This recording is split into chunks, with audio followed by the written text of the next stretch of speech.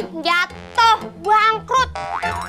Aye sekarang bedak aja pakai tepung terigu. Diaur, pakai gak ada duit nih. Padahal maksud Ayah kesini mau minta persenan karena udah ngejodohin lo sama Bang Dapa. Persenan, Ayah aja sekarang agak nyesel jadi istrinya Bang Dapa. Ya, seenggaknya lu kan masih punya rumah yang gede ini. Nah, itu dia satu-satunya harapan Aye. Ntar kalau Bang Dapa dipanggil Ame yang kuasa kan Aye dapat warisan, ya kan? Tapi Bang Dapa kan masih punya 2 anaknya. Gak mungkin dong warisannya dibagi ke lu semua. Iya juga. Tumben otak jalan. Wah.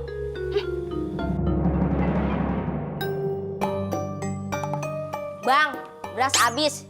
Kita mau makan apa nih,